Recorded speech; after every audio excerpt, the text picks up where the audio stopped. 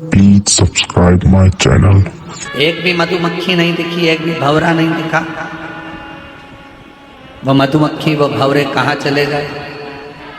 पार्वती जी मुस्कुराती रहीं और शिव जी की ओर देखकर कहती रहीं कि प्रभु, जितनी मधुमक्खी आती थी मेरी तप साधना में, जब मैं शंकर भगवान के पार्थिव शिवलिंग का पूजन कर रही थी और मधुमक्खी जितनी आती थी, जितने भंवरे आते थे, वो मुझे पास में आकर गुंजायमान होते थे, मेरे आसपास में घूमा करते थे। पार्वती जी कहती हैं मैंने उन सबको अपने में समाहित कर लिया, सबको अपने में सबको अपने में समाहित।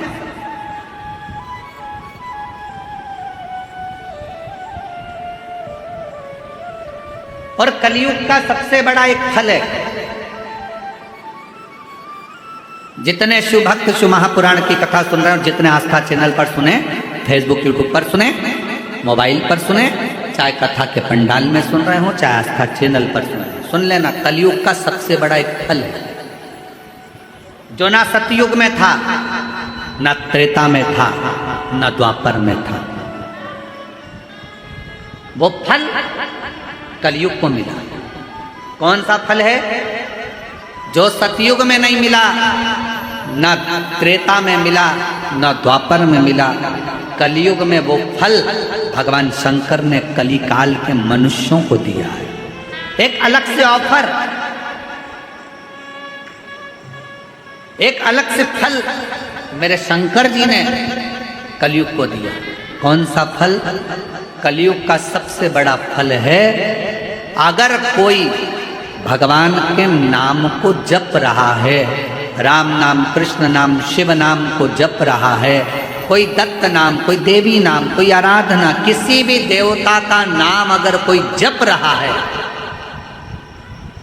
मात्र जप रहा है, कलयुग में सबसे बड़ा फल है, अगर मंत्र जाप करने वाले का, नाम जाप करने वाले का भी कभी दर्शन हो जाएगा कलयुग में, तो उसका भी उद्धार हो जाएगा।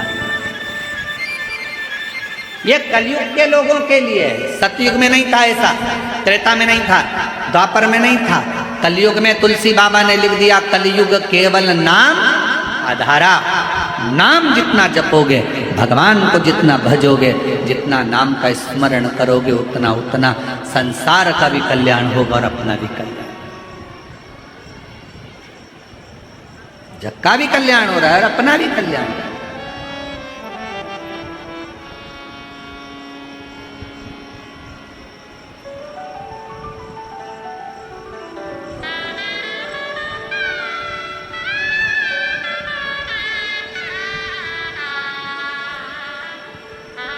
बस उसमें अपने हृदय को रमा। पार्वती, मैंने तुम्हारे पास में भंवरा भेजा। पार्वती, मैंने तुम्हारे पास में मधुमक्खी भेजी। पार्वती, मैंने तुम्हारे पास में अर्चन डालने के लिए बहुत कुछ भेजा, पर समझ में नहीं आया वो गया कहाँ।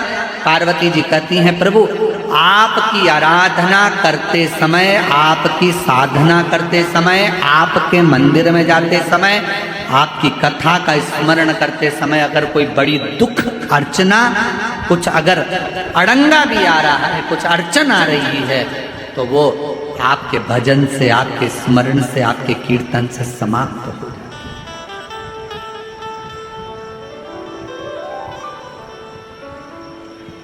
केवल आपके एक मंत्र उच्चारण से समाप्त हो जाता।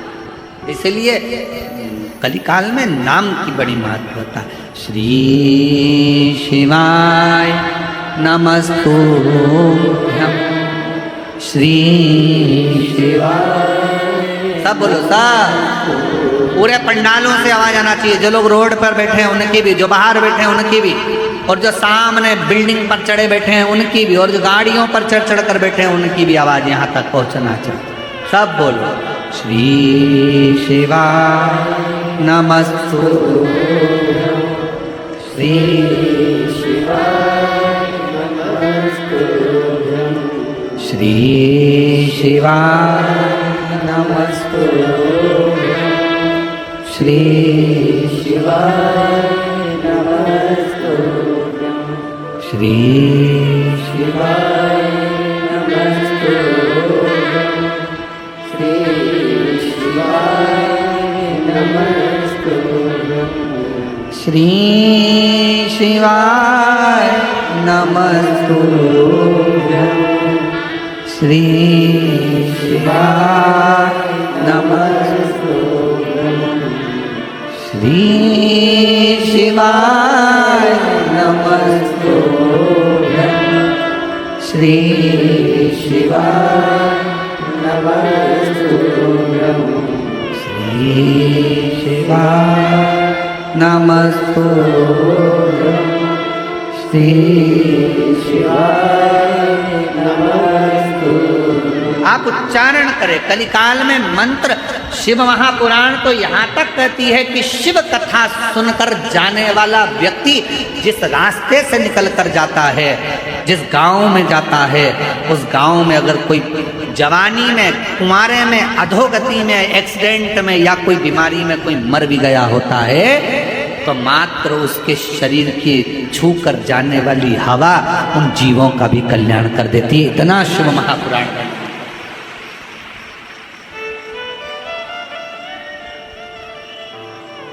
अपने दिल की बात अपने पास रखो, अपने मंत्र की बात अपने पास रखो, अपने स्मरण की बात अपने पास रखो। जैसे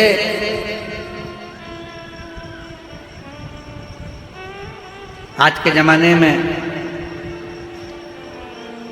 साइबर क्राइम ज्यादा हो रहा है। नए नए लड़का लड़कियां मोबाइल चलाते हैं, बेटा बेटियां, बुजुर्ग, माता भाऊ मोबाइल चलाते, इतना इनको अंदाजा नहीं रहता। किसी ने फोन कर दिया, तुम्हारा लड़का गलत काम में पकड़ाया, पुलिस थाने में बंद है, हम इस थाने से बोल रहे हैं।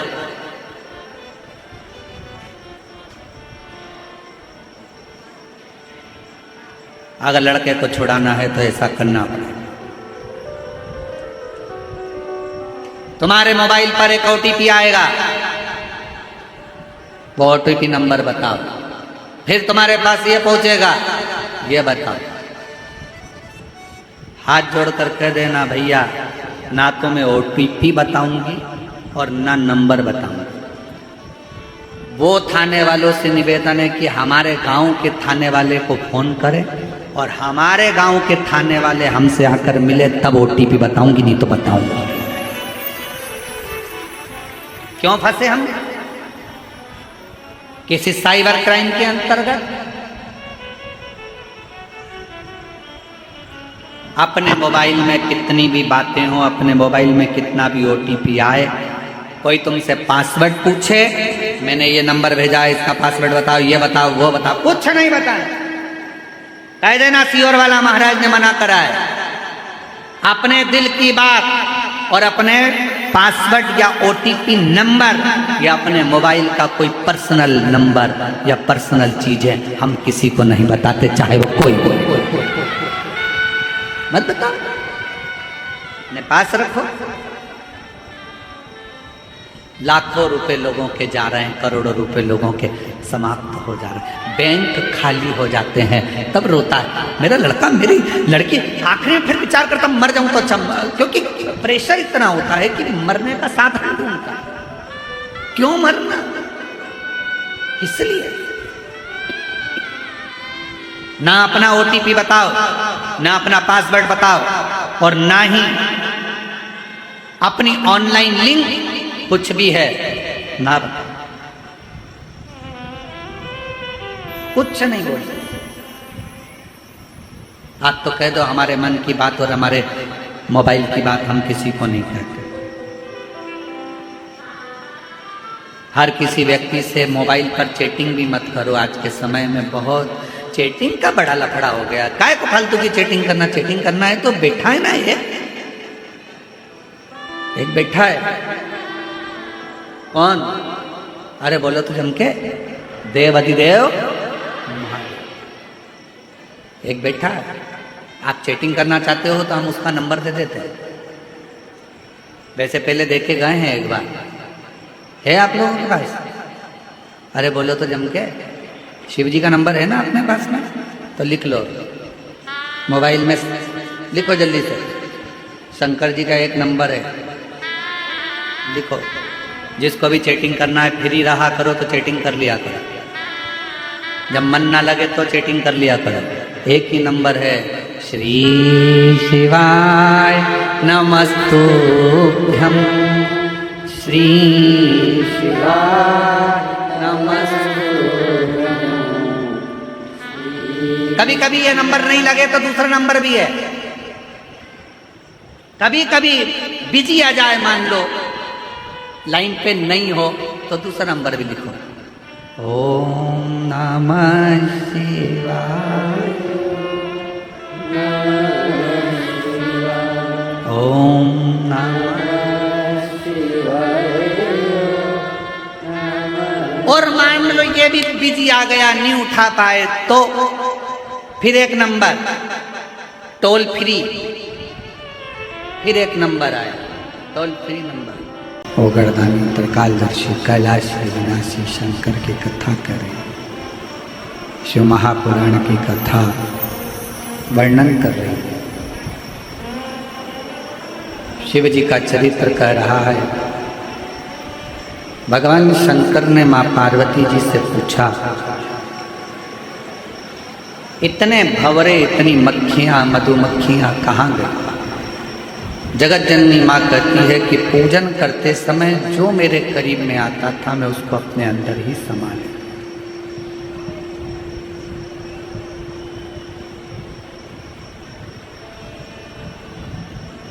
कितना सुंदर कहा है कि पूजन करने जब बैठो, आराधना करने बैठो, पूजन करने बैठो, साधना करने बैठो, भजन करने बैठो, आसपास में कोई क्या बोल रहा है, क्या कर रहा है, क्या कह रहा है, उससे मतलब नहीं। आप अपनी साधना में मन लगाएं। इंदिरा निर्मलकर, मेरे पति नीलकमल निर्मलकर, ग्राम हसदा, जिला बालोद, छत्तीसगढ़ की निवासी हूँ। मेरा मोबाइल नंबर ये है। मेरी शादी को 10 साल हो गए थे, मेरा कोई संतान नहीं था। डॉक्टरों को बहुत दिखाती लेकिन कुछ भी परिणाम नहीं निकलता। फिर मुझे मेरी दीदी ने बताया कि टीवी पर शिव महापुराण की कथा आती है। सीहोर जिले के रहने वाले पंडित प्रदीप मिश्रा जी कथा करते हैं, उसको सुनना प्रारंभ करा। परेशानियां इतनी थी, बाबा को छोड़ दी। टीवी पर आपकी कथा सुनी, उसमें कहीं बैठी हों तो एक बेलपत्र लेने के लिए आ सकती हैं।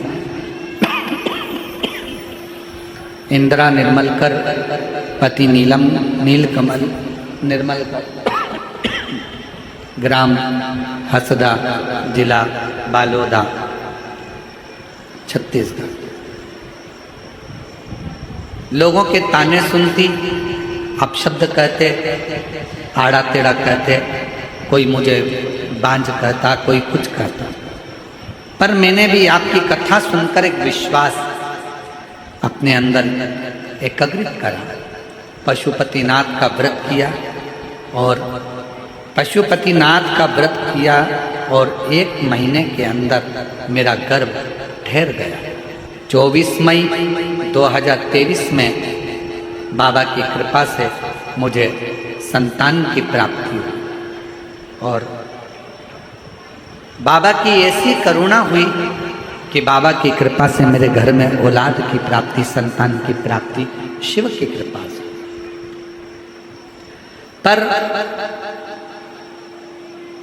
बच्चा तो हुआ, एक लड़की ने जन्म लिया गुरुदेव, पर कुछ समय के बाद हो सकता है हमारी लापरवाही या अन्य चीज के कारण बेटी का भगवान के घर चली गई। बहुत निराश हो गई मैं। मेरे माँ बाप मेरे को देखकर रोते, इतने सालों के बाद तो बच्चा हुआ वो भी चली गई, पर मैंने अपना विश्वास नहीं तोड़ा। आप कहते हो ना गुरुजी, विश्वास को मत तोड़ना, तो सूखे हुए पेड़ में भी एक दिन फल आ जाता है अगर विश्वास पक्का है। हम लोग मेरी माँ के साथ सीहोर गई, वहाँ कंकर शंकर की पूजा की, रुद्राक्ष लाई और मैंने फिर से पशुपतिनाथ का व्रत किया और फिर मेरा गर्भ ठहर गया। 24 अगस्त 2024 को पहली मेरी लड़की हुई थी, 24 मई को, और बाबा ने फिर मुझे 24 अगस्त 2024 को पुत्र रत्न की प्राप्ति हुई। बाबा की कृपा से वो स्वस्थ। एक विश्वास, ये 10 साल, एक 20 साल के बाद में भी संतान की प्राप्ति। पूर्णिमा साहू, मेरे पति का नाम किशन साहू, 2005 में शादी हुई थी और 2005 के बाद में जो बच्चे होते थे वो मर जाते थे। 2 बार गर्भ में शांत हो गए, उसके बाद नहीं हुए। बाबा की कृपा से 20 साल के बाद बाबा ने गर्भ ठहराया और संतान की प्राप्ति 20 वर्ष।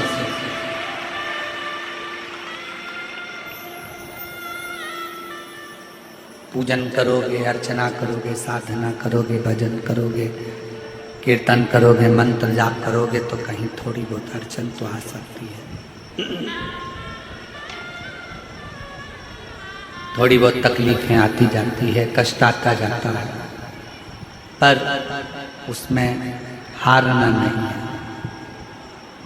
अपने विश्वास को टूटने नहीं देना, अपने भरोसे को टूटना नहीं चाहिए। पूर्ण भरोसा, पूर्ण भरोसा।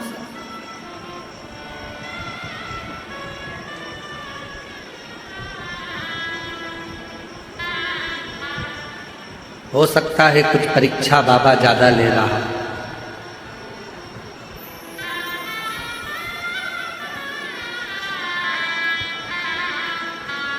जहां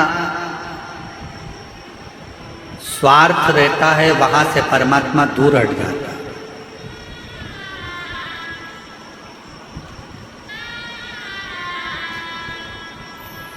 यदि आपका कोई स्वार्थ है तो वहां से भगवान दूर हट जाए।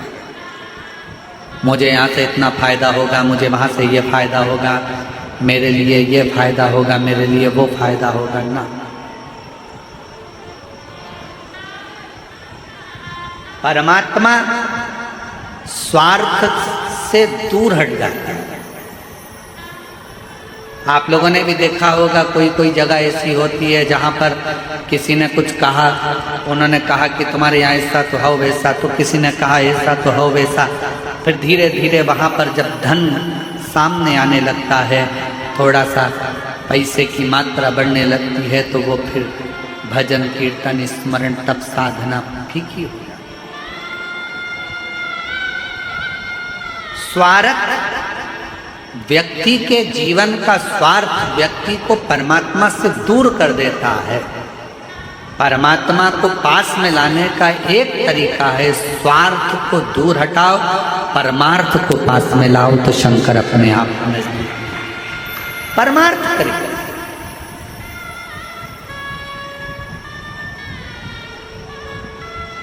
जब आप बेजापुर महाराष्ट्र से 26 तारीख को कथा सुनोगे 1 बजे से 4 बजे तक, उसमें आप सुनोगे कि सावित्री माता ने, गायत्री माता ने, लक्ष्मी माता ने, ब्रह्माणी सरस्वती माता ने, पार्वती माता ने, कात्यायनी माता ने, कुष्मांडा माता ने, रिद्धि माता ने, सिद्धि माता ने, इंद्राणी माता ने, ऐसी कई माताएं हैं जिन्होंने परमार्थ के साथ बेलपत्र का अनुमोदन कर कर, बेलपत्र का पूजन कर कर, परमार्थ का काम कर कर अपनी प्रसिद्धि, अपनी सिद्धता और अपनी सिंहासन को पाया।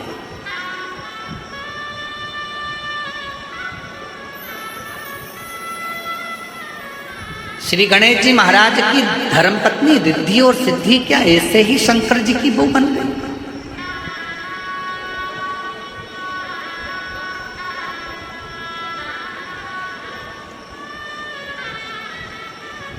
क्या माता लक्ष्मी ऐसे ही भगवान विष्णु की अर्धांगिनी बन गई?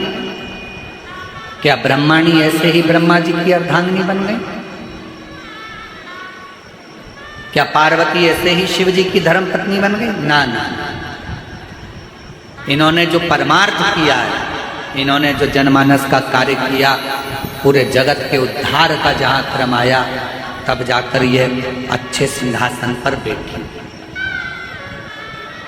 आपको यदि कोई कुर्सी मिली, पद मिला, प्रतिष्ठा मिली, सम्मान मिल रहा है, आदर मिल रहा है, सत्कार मिल रहा है, तो समझ लेना कि तुमने पूर्व में और इस जन्म में कोई किसी का भला करते रहे होगे, तो भगवान ने आपको उच्च पद पर लाकर बिठा दिया। अब मौका दिया है परमात्मा ने, ये कुर्सी, ये पद, ये प्रतिष्ठा, ये सिंहासन तुमको दिया क्यों है? कि इस पर बैठकर फिर कुछ अच्छा करना, जिससे आने वाले समय में और उच्च पद पर बैठो, फिर कुछ अच्छा करना और ऊंचाइयों तक जाओ। अपने द्वारा परमार्थ का काम, स्वार्थ का नहीं। जहां स्वार्थ आ गया, परमार्थ दूर हट जाएगा, परमात्मा दूर हट जाएगा।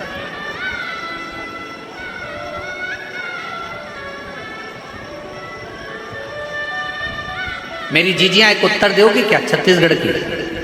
अरे बोलो तो जम के, दे दोगी? ठीक है। किस घर में अन्नपूर्णा रहती है? 2 घर बता रहे हैं हम आपको। सदा अन्नपूर्णा महारानी किस घर में रहती है, आपको उत्तर देना है, ठीक है? 2 घर बताएंगे आपको, शांति। 2 घर आपको बताए जाएंगे, आपको बताना है कि अन्नपूर्णा किस घर में रहती है। पहले नंबर का घर जिसमें बहू, घर की नारी, घर की स्त्री, घर की बेटियां भोजन बनाए और भोजन करने के लिए घर में 10-12 लोग आ रहे हैं, 15 लोग आ रहे हैं, या घर में 10 लोग जीने वाले हैं, या कोई फंक्शन है और घर में खीर बनी, हलवा बना, भजिया बना, अच्छी कोई सब्जी बनी। सब्जी खत्म होने वाली है, भजिया खत्म होने वाला है, हलवा खत्म होने वाला है, पूड़ी खत्म होने वाली है, और घर की नारी ने, घर की बेटी ने, घर की बहू ने, घर की माँ ने सब्जी भरकर एक कटोरी अलग से छुपा के रख दी कि अब ये मेरे लिए है, मैं। दूसरा घर की बहन, बेटी, माता, बहू, घर की बेटियां, बहुएं, घर की माताएं भोजन बनाई। घर में भोजन करने वाले आए और मालूम पड़ा भोजन में सब खत्म होता चले जा रहा है।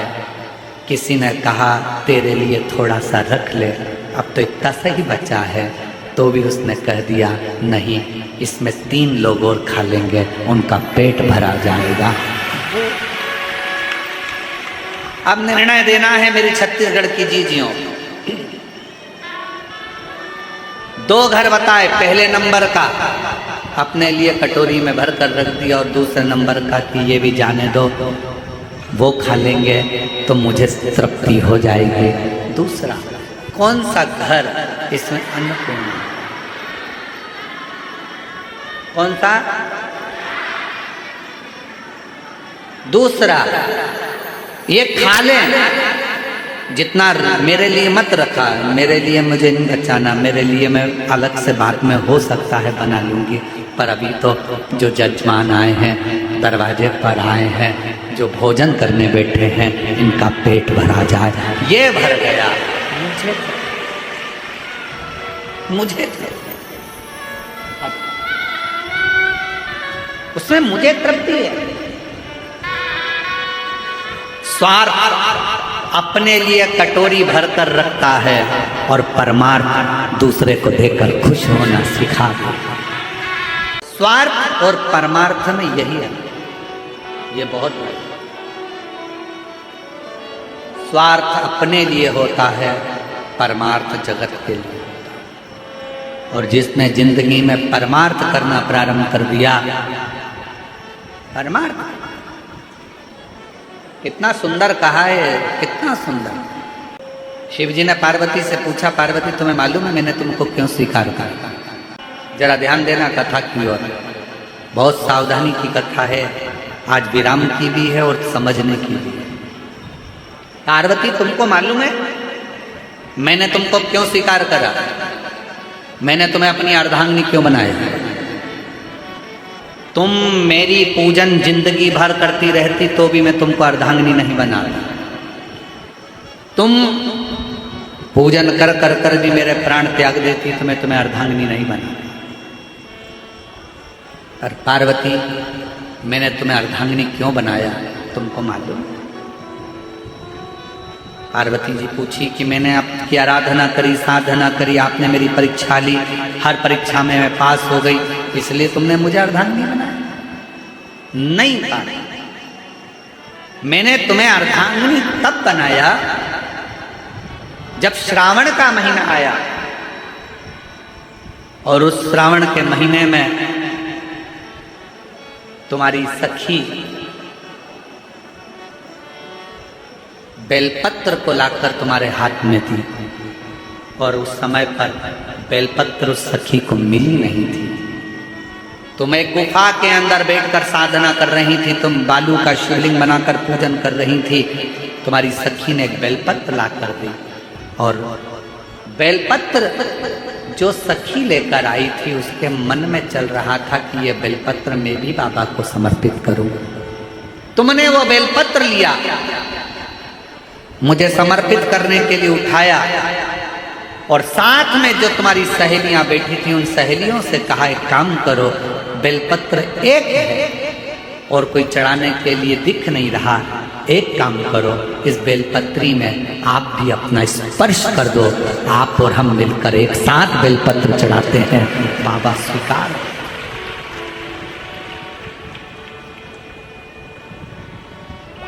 मेरी जीजियों, आपको अगर मंदिर के अंदर शिवालय में पूजन करते समय आपको ऐसा लगे कि पड़ोस वाली के पास में कोई वस्तु की कमी है और उसके पास कोई सामग्री नहीं है, कोई बात नहीं, जीजी आप इसमें हाथ लगाओ, मैं चढ़ा रही हूँ ना धतूरा, आप इसमें हाथ लगाओ, मैं बेलपत्र चढ़ा रही हूँ ना, आप इसमें हाथ लगाओ। ये स्वार्थ नहीं, परमार्थ होगा। आपकी थाली में नहीं है कोई बात नहीं, आप इसमें हाथ लगाओ, परमार्थ हो, परमार्थ।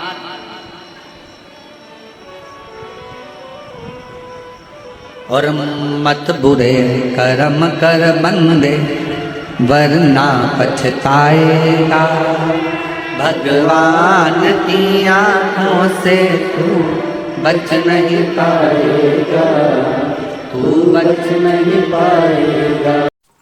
Please subscribe my channel.